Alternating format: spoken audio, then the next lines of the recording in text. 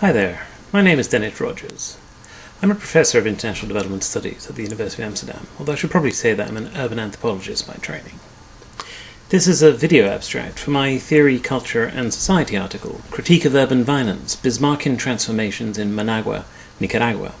which is part of a special issue on the City of Potentialities, Race, Violence and Invention, edited by Abdulmalik Simone. Now, the first part of the title of my article is obviously a homage to Walter Benjamin's famous essay Critique of Violence, first published in 1921, in which he deconstructs the nature of violence, distinguishing between law-making violence, law-preserving violence, and law-destroying forms of violence.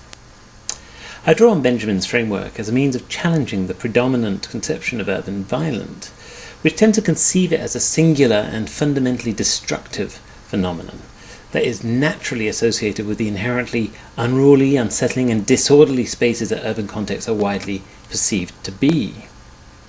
Now, this particular vision of things has a long history in the social sciences and is particularly associated with the work of the late 19th and early 20th century German sociologists such as Ferdinand Tönnies or Georg Simmel, as well as that of multiple scholars associated with the famous, or rather these days infamous, Chicago School of Sociology, such as Robert Park, Louis Wirth, or Frederick Thrasher.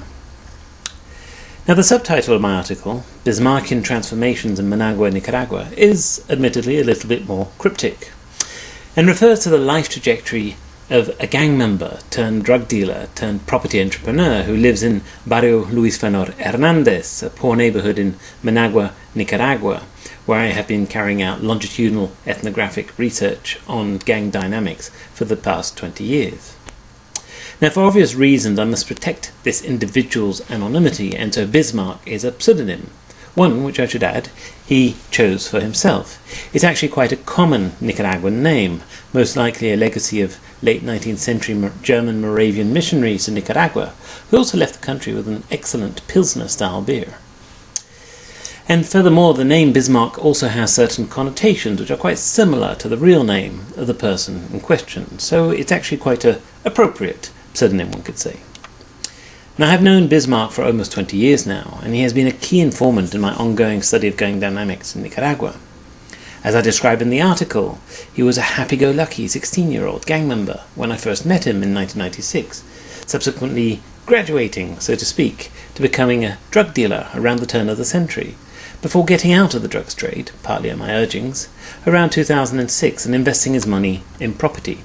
becoming something of a slumlord, you could say.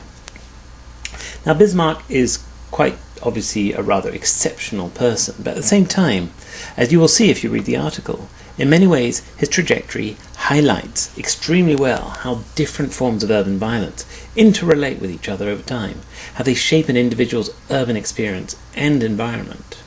I traced in particular how different phases of Bismarck's life corresponded to distinct Benjaminian iterations of violence, thereby underscoring with how urban violence is not a singular phenomena, how it intertwines also with a range of different urban social processes, and how it is often socially constitutive rather than destructive, and this not only in the present, but also reaching backwards and going forward into the future.